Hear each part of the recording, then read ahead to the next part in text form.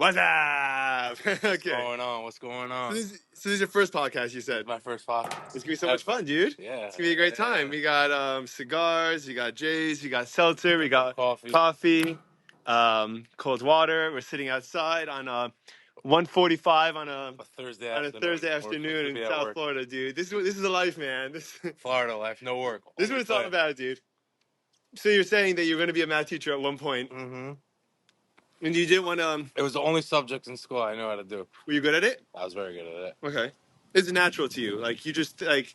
I just never understood how people didn't understand math. I'm so bad at math, dude. Really? I'm terrible at math. Like I just never understood it. Like how do you not understand like even simple math? Even simple math. Oh, well, I know that, but like no, but like even exponents and all these things, like it just always made sense to me. Yeah, it just worked. Yeah, I was gonna become an actuary at one point.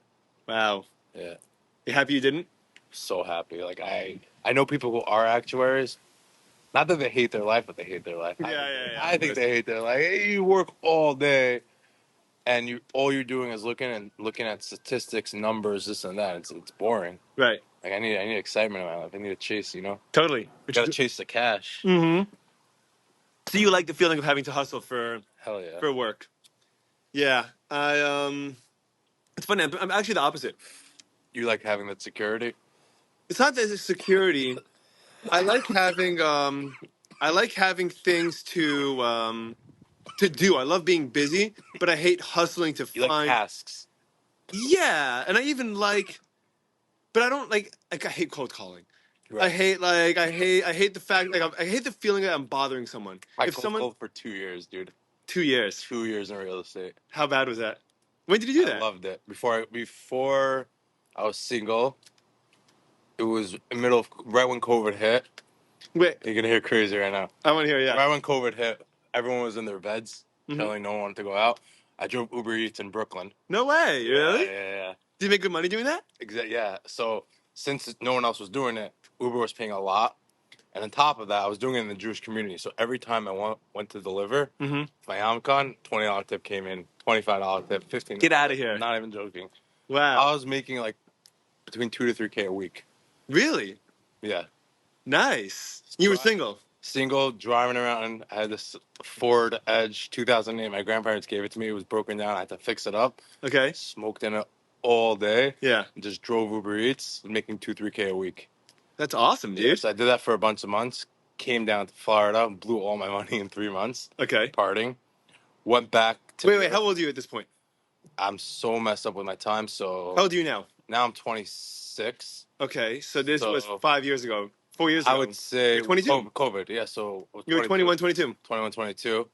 So I did that, came back to New York after Florida, no money to my name, nothing. You went back home? Went back to my parents, Mm-hmm. Started working in this real estate office. Basically what they did was I didn't get paid anything. It was all commission. Yeah. And they basically went after like distressed homes. And like it's an idea. You ever heard of a short sale? Is basically when you just got to move quickly. No, short sale is basically like there's more debt on that than the house is actually worth. Okay. So then you would approach a bank and say, listen, this guy owes $700,000. His property's only worth $500K. I'll give you $300,000 right now. Clear off the mortgage and make me the owner of the house. Oh wow. So inevitably the person who's investing is getting a house way under the market. So they're doing a lot of that, which is literally a lot of calling, chasing, following up with people. How do you find those houses? Zillow. Like you just Zillow and then they... So you go. So you're working from home. You're in the office. Office every day. So you go to the office. Flatbush. You're going to the office in Flatbush. Yeah. And you're going on Zillow.com. Zillow.com. And you're looking at houses that are foreclosed because you can see that on Zillow. Pre-foreclosed. So once they're foreclosed, the bank already owns it. Okay. Pre-foreclosure is when the house is gonna go into foreclosure, but the owner still has rights to the house. Mm-hmm. So we have to approach the owner now. So you have to sell the owner, not the bank. We have to sell the owner. Listen, you owe this X amount of money. The bank's taking away your home. And then if the bank takes away your home and you finish getting evicted, $0. Zero, but also no credit. You can't get another house. And the owner's credit goes down to nothing, and they walk out with nothing. I approach owners. Listen, let me save your credit, and like a little under the table because it's not like whatever on a short sale. The homeowner's not supposed to walk away with anything. Right. Gotcha. Just say like that. But okay. Whatever. It's for the podcast. Whatever. Okay. But either way. Whatever. So yeah, you would approach the homeowner. Whatever. It was just a lot of chasing, cold calling people. And I did it for 2 years. I pushed through. 2 years is a really long time to do. Yeah. Did it feel like forever while you're doing it? It felt like forever because I signed because the way it worked is you sign and then you have to close. I signed at least 9 to 11 deals. And every time you close a deal, they're not talking, it's not like a few $1,000 commission. You're talking about you get a $25,000 commission per That's not deal. bad, right? But you don't get it till it closes. Sure. So I signed 9 deals. Ask me how many deals closed. 2. 0. Really? Till this day. You Zero. didn't make any money on Didn't it. make a penny. To work there for 2 years. At the same time, I did hustle ticket reselling on the side Gotcha. at night. So that's what like gave me That's what money gave you to money. live. But like my main job, for 2 years, I did not make a penny. But I worked at it and I hustled it because I like the hustle. Wait, I'm trying to process all of this right now. I didn't get paid a penny for 2 years from them. By the way, that's why I didn't. That's why sales is such a tough job. Yeah. Because you have to be able to go an extended period of time without Right. So without like, making money. an average sales position is only commission. And So what happens in between signing and closing that you It's all didn't? back and forth with the banks. If there's tenants in the house, we have to get the tenants out. So like a lot of back and forth with the homeowner, with the tenants, with the bank, and any one thing could go wrong. For example, like, let's say you sign a house with a contract with the owner that based on the short sale approval, you're buying their house for $230,000. But all of a sudden they have a tenant, and the tenant doesn't want to leave. Now I'm not buying the house with a tenant. Right, you You can't. have to get the tenant, Especially in New York, it's really hard to get it out, right? Yeah. So during COVID, especially, there was impossible. 2-3 year waiting list to just like even like To evict them. To evict them. Exactly, it was over a year waiting list. And if you do anything like change the locks or anything, then you could be on the line, right? You can't someone's change the living in- locks because the tenant lives there currently, so they have the right. Can't wait for them to like They have leave. squatters' rights also. Right, that's the right. Even if they leave, first of all, you don't have the code because they probably changed the lock. Yeah, but you get a locksmith. You get a locksmith to come to the house. Yeah, but you're remembering, I don't own the house yet. We're still in that limbo stage where the owner Right. knows that. I'm still doing my negotiating, but I'm only buying the house once the tenant's out. So his owner's in the red. He's not paying the bank at all. The owner's And done. he's just taking the money. If the owner does tenant nothing, if the owner does nothing, his credit's gonna go to 550. He's gonna lose his house. He's gonna end up on the street or in a shelter. That's where we because came in. you can't buy another house and you can't rent another apartment. Can't rent. Your credit's gone. Like you defaulted a mortgage.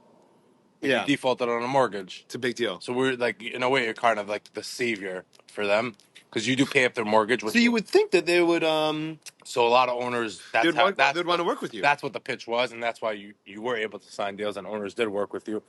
But even most of the time, like even when an owner worked with you, there was always issues. If there was no issues, someone else got that deal because everyone else was on that deal. Right. So like all the deals that I dealt with, which were not as heavily hit, there were always issues in the deals, and I never ended up closing a deal. But Dude. I never, till this day, I never regretted working there. Yeah. Yeah, You're happy you did it. I learned so much about it, about the industry, and also learned what like I don't want to do. I guess in a way you could say like I love real estate. It's a great investment. I would never want to be on the broker side of it. Dude, or the it agent sucks. side. I was Right. an agent in Manhattan for a summer when I was in college, just doing apartment rentals. And aside from the fact that, I mean, first of all, there's so many moving parts, right? You have Yeah. building management, if it's going to be an apartment, right? So you have to get vacancies, and you have to know the managers. You have to. Everyone's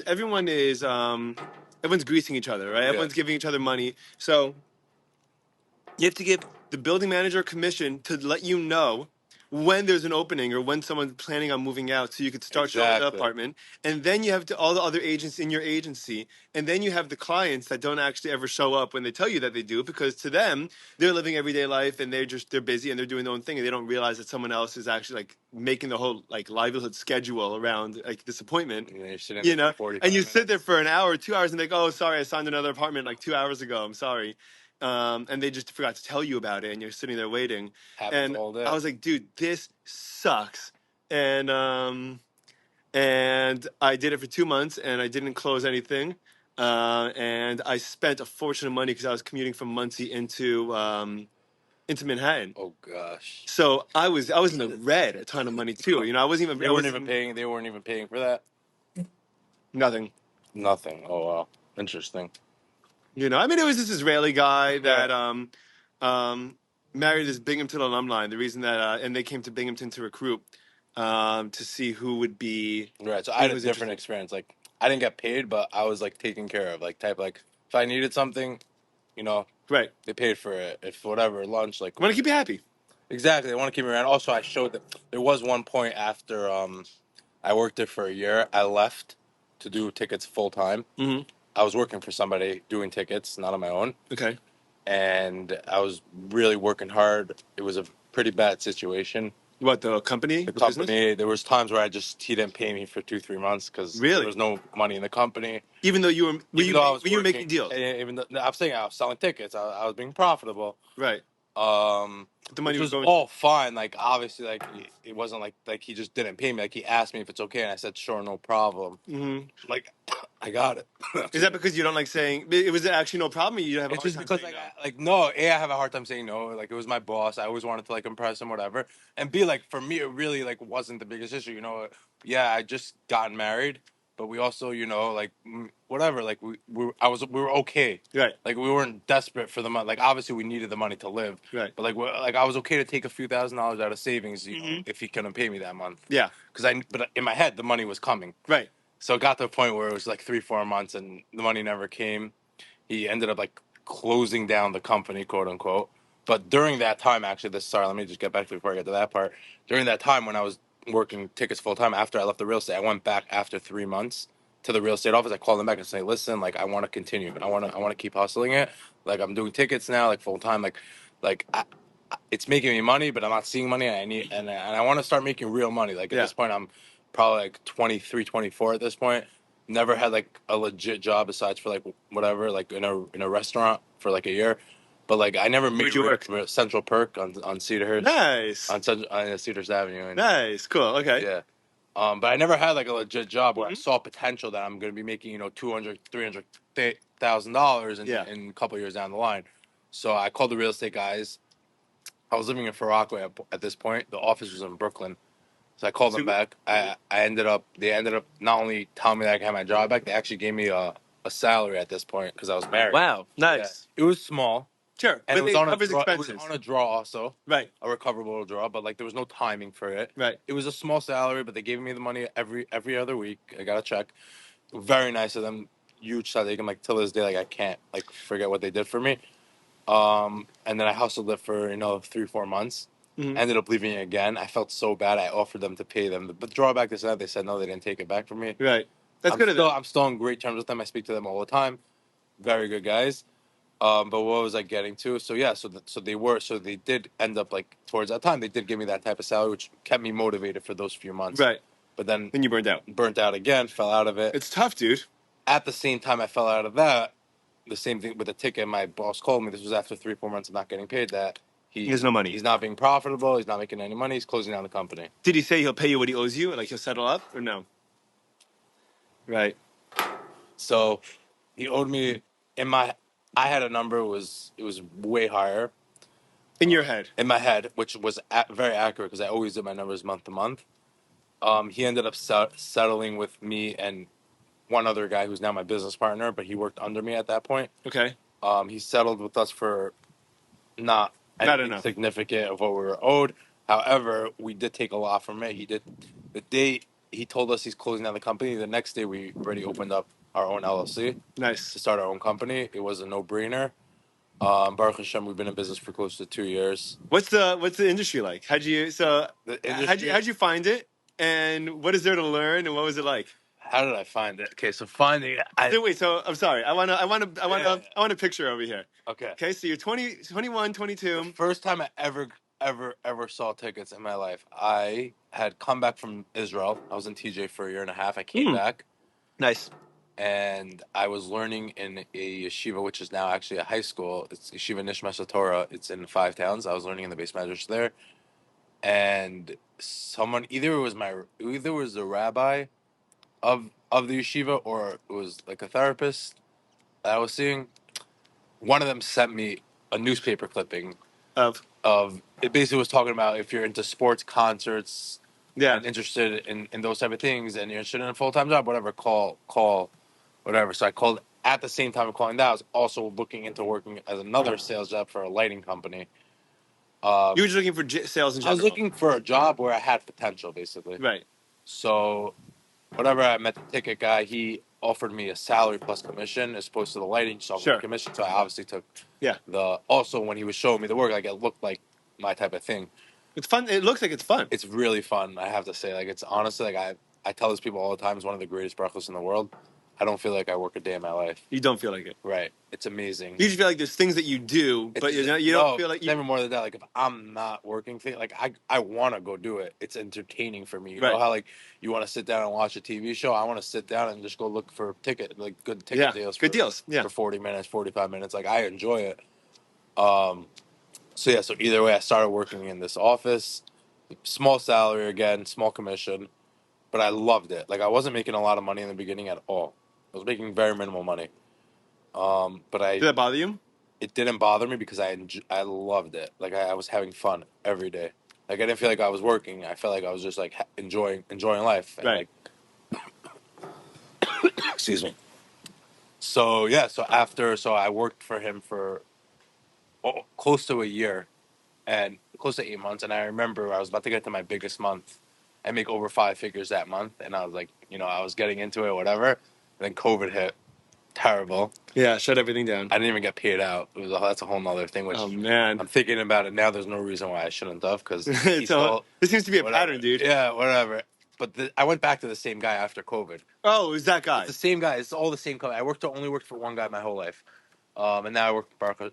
One guy in tickets my whole life. Right. Now you work for yourself. Now Baruch Hashem, I work for myself. Yeah. But yeah, so I went back to him after COVID. Whatever. COVID hit. I understood COVID hit. The industry went to nothing. He probably took a huge loss. Mm-hmm. So I understand why I didn't get paid out. Whatever. Yeah. I don't like, these things don't bother me. It's fine. Whatever happens is from my Right. Life goes on.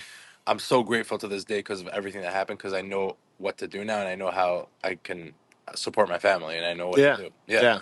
So I went back to him after COVID and it's just something that I can't explain. It's something about the business that's just so exciting to me and it's just fun. I know a couple of people that do it. I know a couple of people that make good money doing it too. Yeah. It's a huge you can support a industry. family. You could support more than a family. It's a huge industry. You can support multiple families. If you have the right structure, the right setup, you can. How much of a competition is StubHub and Ticketmaster and everything? So or do you work with them? Yeah, so the StubHub, for example, is a secondary market. It's a resale market as opposed to like Ticketmaster, which is mainly a primary market. So most ticket brokers are going to Ticketmaster to buy. Who's the one that everyone hates? Everyone hates StubHub, right? No, probably. I'm assuming you're talking about Ticketmaster because of the whole like Taylor Swift. Yes. I'm talking about Ticketmaster because what happened with that? So what happened with that is I'm not even so 100% clear on this myself exactly what happened, but like basically Ticketmaster puts up a front that they're for the fan, right? Like they were fan first. We want to sell to the fans, not to brokers. However, it's just a show. It's not actually true. Ticketmaster gives out their API, which allows people. What's API? It's like I don't even know myself what that is. Obviously, I have a developer right now, so I'm hearing always say it. I think it's their token, like that will allow a coder to link up to their website to help create robots to help buy tickets and stuff like that. Cool, gotcha. So Ticketmaster has the option not to share it, and then no one can make bots, and no one can buy tickets. Which would be better for the customer, for the fan, because now the fans have a chance. Right. Because the bots are on it within a second. Exactly, but it's all a show, and that's what happened by Taylor Swift. And so all the tickets exploded in value because the bots were buying all of them. By bots and brokers and wow. The market 10x, like it was ridiculous overnight. Yeah, it was 10x. But I remember I was, what do you call it? I went to Springsteen's opening night. Springsteen didn't do a tour from 27 in America from 2016 until 2023. Right. I think. It's 2023, and I went to opening night in Tampa. And I got on the list to be, like you get the early list to to buy tickets, and then as soon as it comes out. You get a code and you put it in and you buy a fan ticket, whatever. And then there's a secondary market. I bought 2 tickets. I think I paid $150 a piece. And they were probably going for over 1,000. Yeah, I know, because I had bad seats, so probably $500-$600 a ticket. Even so, that's 5-6 times your money. Yeah, which is not like an average return in the ticket business. Like, it's not. No, it's not at all. I believe the average is 20-25%. That's most markups, I think. Yeah, it's just about every industry is around that. I mean, restaurants are more because they have more staff. But right. I think restaurants. When I worked in a restaurant, I think it's 2.5 times. It's gonna be more, dude. Think about this. I You think got a it's pasta 200. plate that you get at a I think restaurant. it's 250%. They That mark it makes up. more sense. Yeah, Yeah. yeah, it's 2.5 times. No, you So get a like, pasta plate. right. So You if get it a half costs a them, box of if it pasta. costs them $4 to make, they're probably no. If it costs them, let's say $5 because they do cheese and all this. Let's say $5-6 to make. They're charging $18 to $20. Yeah. Yeah, they add on like 2.5 But times. restaurants don't make a fortune of money either, right? The successful ones do. Yeah, but everyone's marking up that 200%. I mean, I only worked in a restaurant, but from what I hear, it's either you make it or you break it. Like either you do very well or you just don't Yeah. make it. Yeah. Yeah. Yeah. And most people who do very well have multiple restaurants. There's a place over here in Hollywood, right by KC, that was Liam's Burgers, and Pizza shop. I don't know what it is now, but it went. I've been here for 3 years, and I think it's been through 4 managements so Really? far. Like there's something about that location. There's this. I grew in the Five Towns. There's like a famous corner, off of Central Avenue, on Central on the corner. I forgot the exact cross street, but like the most owners, Yeah, most everyone just different and people just restaurants fly through it, right? Yeah. And then one day Always someone's able to switching. stick with it for a couple of years, Yeah, so and then once it in a falls while, apart. Yeah, days, and then it's just like I guess it's the mazel at the end of the day, you know. I don't It know what kicks it in. is. It's also you have to know how to run a. So the restaurant I worked for, like the owner, one of the hardest workers I've ever seen. Like if he wanted, he can hire someone to run the whole thing. But he Right. chooses not to. He's Yeah. there 6 a.m. every day. He stays for closing if he needs. By the way, I bet that's why he's successful. 100%. Because you can't because 100%. no one else is going to put in the kind of love. Yeah, for sure. No one else is going to put in that kind of love into that place that other than the person that owns it themselves. That's what I'm saying. That's at the end of the day, that's what you need to build a successful business in this. I was I have an uncle. My grandmother's Yemenite, and Israeli, and her brother owns a restaurant off King George in Jerusalem. Israel, Yeah, and he owns the land, and he owns the restaurant, and he didn't let any of his kids go into the restaurant business after he was in it, and it's cool because it was a 3-story building, and the bottom floor was breakfast, the middle story was a restaurant, and the top story was a nightclub. Wow. And it was basically operating throughout, from, I mean, he would get in at 4:30, 5 o'clock in the morning, 6 o'clock in the morning, and then leave at 1 o'clock in the morning. Yeah, And that's what he did every single day for years. And if you don't absolutely love it, you'll never keep it up. You can't. It's a very How can you work at something for 18 hours a day for 20 years or 50 years if you don't love every second that you're doing it? right. That's a key also into like You have to be someone. especially in the restaurant business, which is it's a very hard industry. You're not gonna see your family for who knows Yeah. how long. Yeah. Like it's crazy, but Yeah. And that's, yeah, I mean, yeah. some people are cut out for it. Like some people could do it. Some people are cut out for it. I think that you have to be someone that you have to be an extrovert. You have to get energy from being social, you get energy from being work. social and from work, right? So, like for myself, I'm always energized when I'm with people. When someone's around, I do better work. When I'm talking to someone, I'm more productive. Today, Guy was here hanging out. I was just doing more, and we don't work together. It was just the fact that someone else was in the room next to me. That, yeah. I just feed on like Motivates the you energy. more, Yeah, totally. So you have to be like that. So, but I'm very similar in the way, like, not specifically other people need to be around, but for sure when other people are like, if I'm in an office environment, I'm working. I feel like most people are working way harder in an office environment with other people. So you're not a big work from home just kind of fact. fan. All my workers right now work from home. It's a big problem. How many workers do you have? I have two girls, and then there's this one guy that lives. You gotta get rid of him. No, whatever. It's the whole thing. I'm not gonna get into. Okay. Happens to be married to Shem, whatever. We're hiring a guy who's gonna be in the office, whatever. Hopefully that goes well. Where's your office gonna be? So in Florida? Yeah, so everyone talks about that place. The Hollywood Presidential Circle. Yeah, Presidential Circle. Yeah. So I think it's gonna be over there. It's not so cheap to get an office. It is. Is it? Yeah, I just got a quote for $800 a month. For an office or for just like space? No, I'm not gonna for an office. Yeah. Really? And here's the best part: they basically the small offices are $800 a month. They're not available till February, but I'm signing for December, so they're gonna put me in a bigger window office for the same $800 a month for the first 3 months. And then they're gonna move you over. And they're gonna move me to a smaller office, but like it's all. You're gonna be spoiled, dude. Yeah, you're gonna be probably want to keep it. Yeah, you're gonna have to upgrade. They're gonna. By the way, that was a great marketing move on their part. Right. because they know that you're They gonna know I'm want gonna it, want and the if windows. you're gonna pay another $400 a month, I can't go for. I'm not gonna be able to go from having windows to not. yeah, Like, to- yeah, dude, you're gonna have to eat it. Right. Yeah. But either way, so yeah. Right now, my two they work from home, but like I'm very against working from home. You just don't think people are as productive. It's impossible. I don't think it's possible to be as productive. You think it's possible to be as productive working from home, working in an So I office? don't think it's possible to be as productive, but I think it is possible. If you have an employee, when you hire someone, you generally figure that, like, let's say if you have an accountant, hypothetically, right? Yeah. My friends that got hired by Deloitte or Ernst and Young or KPMG, they were getting paid $30 an hour, which was Right. a lot for them. 21-year-olds coming out of college, Right. very exciting, cool job, big company, a lot of cool perks. They would bill their clients that these guys are getting paid $30 an hour for $500 an hour.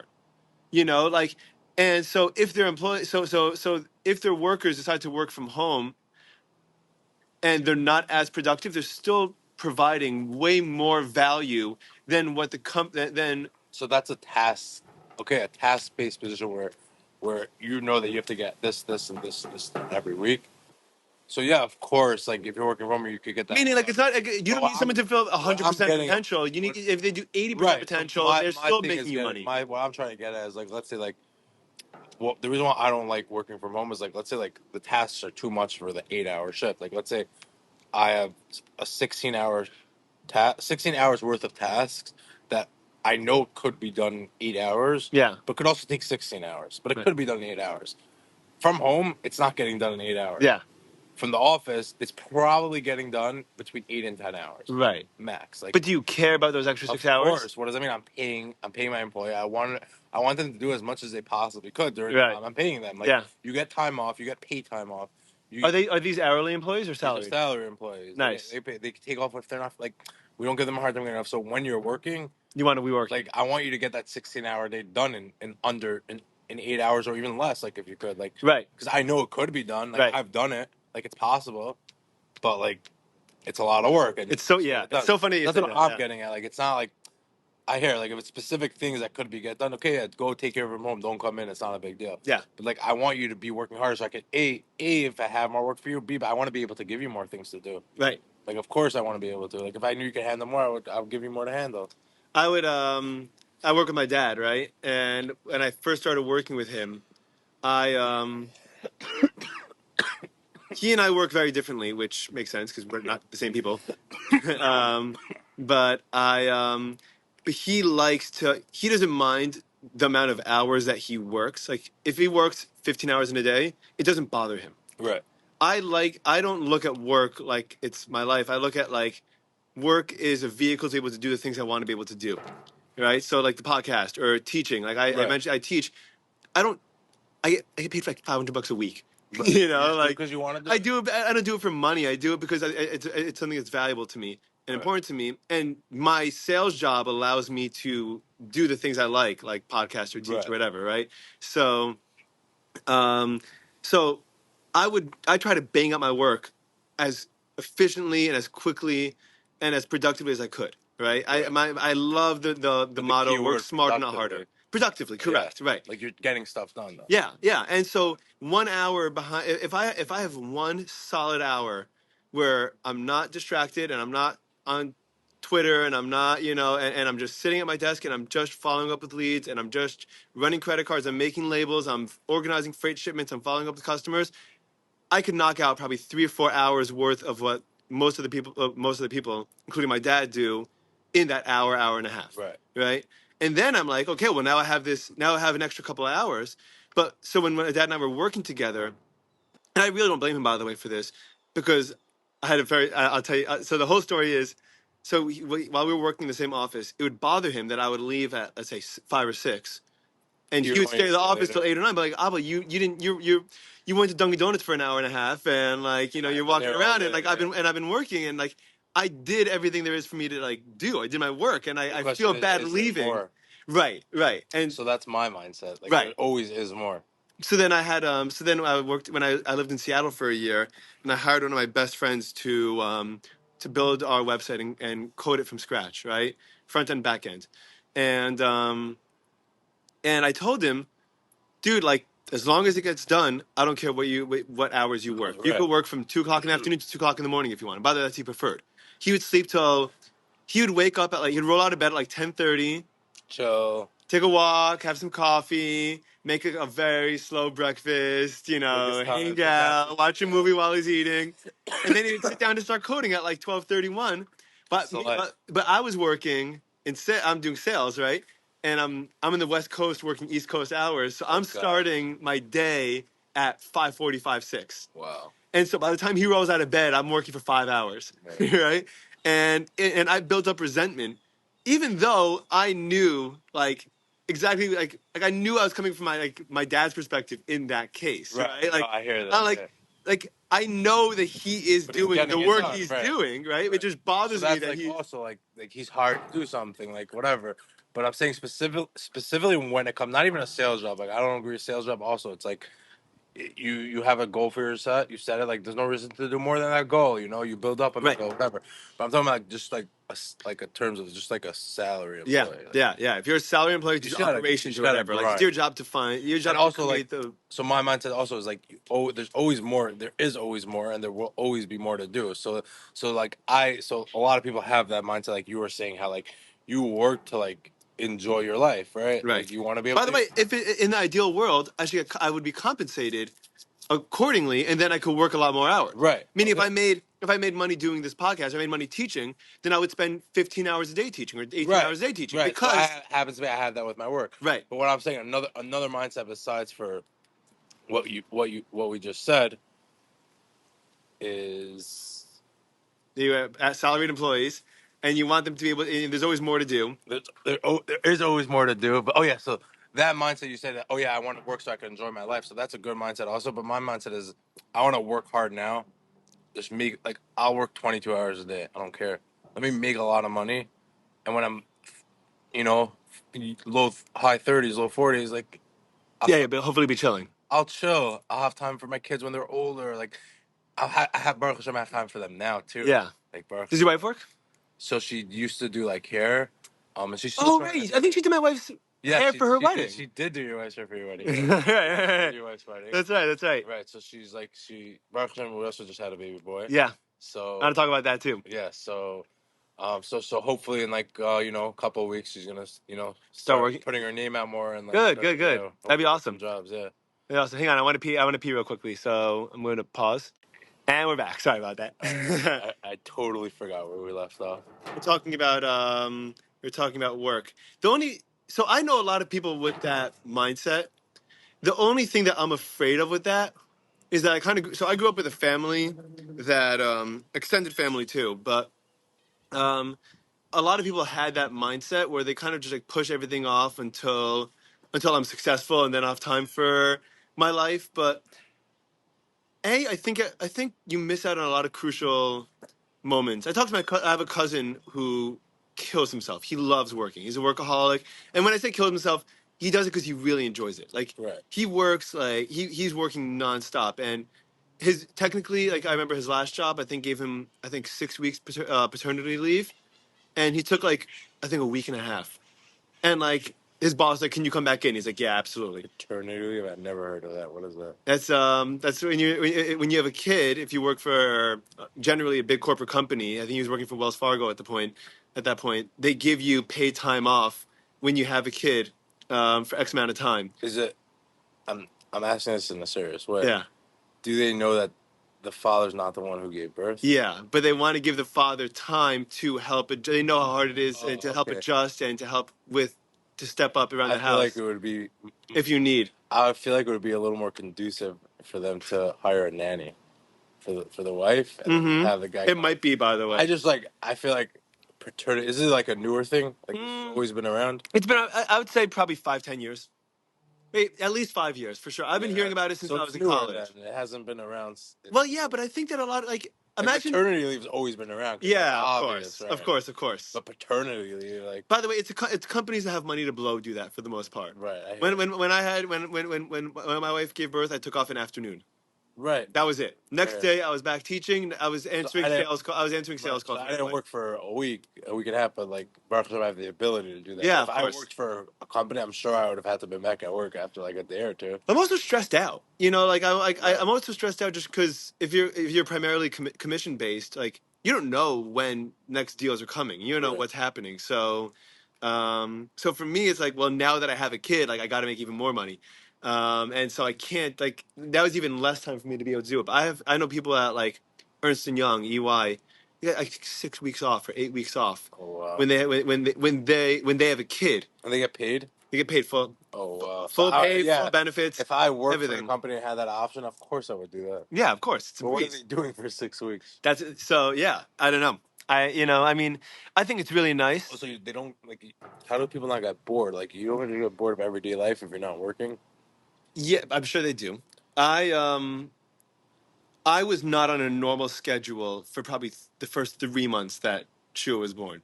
I was waking up all weird hours. I could not get myself out of bed till like 9:30, 10 o'clock in the morning. It was just so hard for me to do. And like, it was just such a ridiculous adjustment compared to the life that I was used to. Seriously, I was used to going to bed at 10:30, 11 o'clock and waking up at, sleeping, let's say 8, 9 hours straight, getting up feeling great. Is your first, right? He's my first. Yeah, he's my first. Wow. Dude, so second kid. Second kid, and also in like within 2 years, right? They're 15 months apart. So that's crazy. They're very close to a year. That's crazy. And your wife gave birth in New York the first time? Yeah. In Long Beach, whatever. Long Beach. Yeah. Got married in Long Oceanside, Beach. whatever. Got married in the sands. So right, so Oceanside she gave birth. I always. And then she gave birth in Memorial here. Memorial, yeah. Dude, how convenient is it here? Very. And they were great, right? They're amazing, and literally a 6-minute drive at night. Dude, great. Do you want to hear a crazy story? Yeah. That's where you guys went there also, Missouri? Yeah. So my old house is literally exactly 5 blocks up. Okay. Right? I mean, yeah, it's about 10, 12 minute walk from here. Okay. Right? Near Memorial though? Away from Memorial. Oh, wait. There's Memorial right here. Got it. Memorial is a 2-minute walk, like literally 3 houses, Right. houses I down saw from the here. shortcut, Yeah, exactly, right? Yeah. When Rachel, so I lived in townhouses. When Rachel was expecting, and there's stray cats all over Florida, right? Right, I see them also there, yeah. There's one cat that lived on my block, a black cat, didn't have a tail. It had a stump. I don't know what happened, whatever happened, right? And it was always just hanging around. And when Rachel was expecting, I'm not superstitious almost about anything in general. I'm not a big superstitious guy. I'm very grounded. This black cat, not even that I saw it. As she was getting further along her pregnancy, the cat kept on hanging out more and more by our house. Oh my god! Right, like instead of hanging on our block, it's hanging out under our car. It's weird. It was a little weird, right? The night Rachel goes into labor, I open the door to pack a bag, and to get stuff to the car, and the cat runs into the house. Nuh-uh. And I'm like, get the fuck out of my house, dude. I'm flipping out. That's and so crazy. This isn't even the crazy part, right? I chase the cat out, go to the hospital. She's in labor. It took her, I think, a day and change to give birth, right? Because I had that with she had to be induced, right? But then she started contractions on her own, and it was going really slowly, and they couldn't induce her when you start having contractions, right? Because they could traumatize the baby, apparently. So they had to wait for her contractions to stop, or for it to pick up enough that she was actually going to give birth. Right. So we were waiting around. So we're waiting for like a day, and we're in a hospital. We're in a room in Memorial while we're waiting.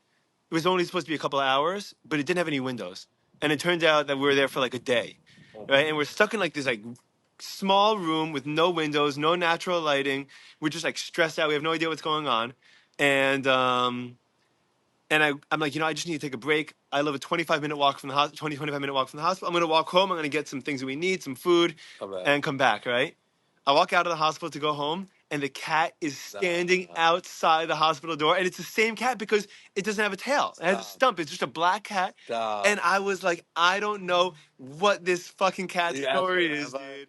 No, I didn't ask a rabbi. You gotta ask a rabbi. No, what is the rabbi going to tell me? I have to like put some salt on my door or something like that. I don't Like know what that means. But that's pretty crazy. Have you crazy. seen? Have you seen the cat since then? No, dude. Dude, that's wild. No, dude. I mean, we moved back, and then the cats, and then once she was born, the cat just hanging around the property like it always did. But it was like a tangible, like That's hanging out wild. on the block, and then hanging out by our house, and then ran into our house, and then by the hospital. But the hospital's a mile from my house. Follow the ambulance. It was an ambulance. Oh, so you followed your car, you smell. I don't know how cats work. I don't know, dude. I don't know. It was really crazy. So giving birth, so giving birth here was a breeze. Yeah, we were also in the hospital for a couple. Before she gave birth, we were also there for almost 2 days. It feels like forever, doesn't it? Yeah, and then after Baruch Hashem, the recovery was a lot quicker than with my daughter. And yeah, we were home Baruch Hashem Wednesday night. Baby was born Monday night. So you were there for an extra couple of nights. Yeah, we got into the hospital on Sunday afternoon. My wife went, and then Right. we left Wednesday night. Yeah. Right. That's crazy, dude. Yeah. It's wild. And with my daughter, we were in the hospital for a full week. So what's the Justin? What's the Justin been like? Or you didn't even know yet. Honestly, like You're just on no, autopilot. like, I have. I know. I know. You know. But it's been good. Like Baruch Hashem, he sleeps, so that's amazing. Like, between each feed, Mm-hmm. and my daughter's amazing too. Oh yeah. Yeah. And what does she think of the baby? She's adjusting Is she jealous? a little bit. Because of She's attention. adjusting. Also, like my wife can't really hold her right now and everything, so like she gets very jealous when she always sees him. She's my wife holding him. So Yeah. but like whatever, she's adjusting, so it's good. It's gonna be good. It's crazy. You have to put a lot of thought into like each kid's perception Yeah. of what's going on. Because as much as like they're not understanding, we're not understanding them. You know, Right. like, dude, like you have to be able to chill. Like, we have 2 kids now, and it's expensive, and you're not operating, you're not sleeping, and you're not functioning normally. Yeah. And the kid is like, but you're ignoring me. You know, like my parents aren't supposed to ignore me. You know, Not like supposed to. It's very hard. No. it's tough, dude. It's a tough transition. I know.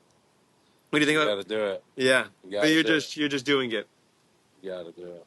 Right.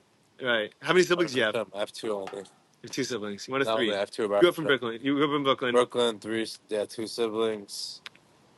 Did you like growing up in Brooklyn? I liked it, and then I didn't like it, and then I was very happy to get out of there.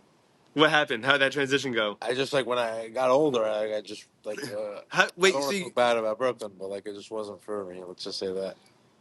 When you were growing up, what did you like about it? What I like about it? Because I didn't spend. I'm so funny they asked that. I can't really think of much. I guess that you liked about it. I guess I had like everyone I knew lived there. Like You had friends. Yeah, my friends. Like that was the only thing.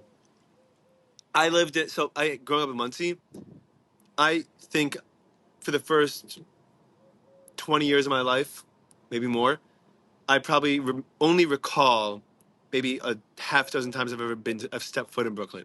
Like it was like another planet. Like you just never. Like, it was just known to be a mess to get to and to get around, and like I couldn't imagine anyone living there. Your parents are from there? My parents are both from Borough Park. Yeah. They're from there too. Yeah. So they never left. No. Was it hard for you to go? No, not at all. Frockaway was the easy decision, and then Frockaway is still.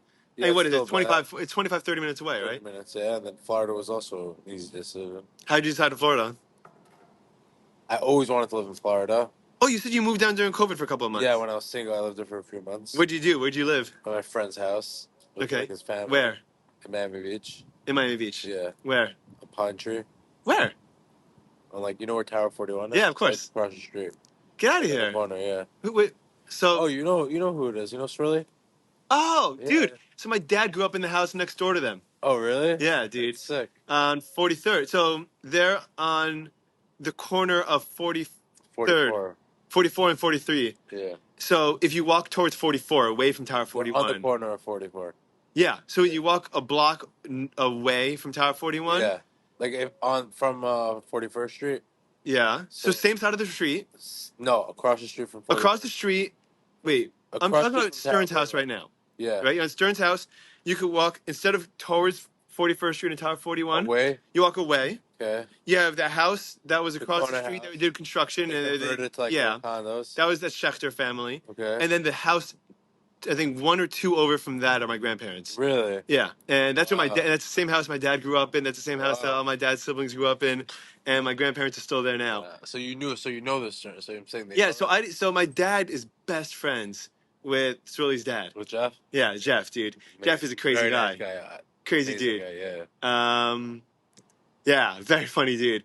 So so my dad was flipping out when he found out that his neighbor from growing up and his best childhood friend, that his son moves down the block from his son's. Really? So, That's dude, so funny. how far does he live from here? Right It's two here. hours Yeah. from here. Crazy. So would you think? So you spent 3 months there, Spent a hard couple like months crazy. there. So no, before I went to them, I had like an apartment for 2 months. Airbnb. Yeah, like Airbnb We did it with friends or by yourself. with one guy. Okay. That's when like it was like I was spending a lot of money. Yeah. And then after that, I went to actually go work for their father The bakery. at the bakery, at Yeah. the cake company. I was Yeah. doing sales. That's grandma's. What's it called? Grandpa's. Grandpa's, right? I was doing sales for him. Okay. It was going well. At the bakery. Yeah, I was like going on the road. Like I had a car. Really? Yeah. And what were you doing? Like going to literally to cafes and hospitals and selling and bringing them cake and. Get out of here, really? I tried to sell it to them. Yeah. And did you like that? I loved it. It was so fun. What did you do? You just knocked on the door, you just came in, you're like, hey, I'm It from... wasn't like it was like a cafe. I just walked in and say, hey, do you guys want to try this cake? We made them try them. I'm like, okay. And I told them the prices and the cake basically sold itself. Like I didn't really have a pitch. They just made them taste it. Yeah. And I told them the prices. And then they were cool with it. Yeah. And you got commissions? Yeah. Nice. And they also paid me by the hour. They were very nice. And then they let you live in their house. And they let me live in their house.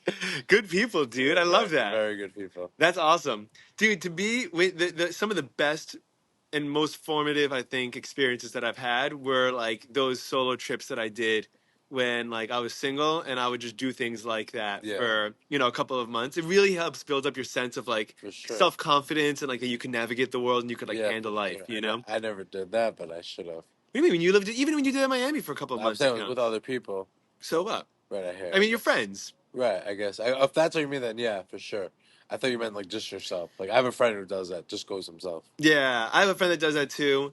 I don't know if I like to do things by myself. Like I went to that Goose concert by myself. I ended up finding tickets for like $50. How was it? Was it good? It was good. I didn't stay as long as I would have wanted because I was so tired and I got there at like 8:45. I stayed till probably 10:30. Not bad. 10:15, 10:30, and then I left. But I only stayed for a set. Right. Like they were coming back, they had a whole second set, and they were incredible. What kind of music do you listen to? Not that type, like rap, basically.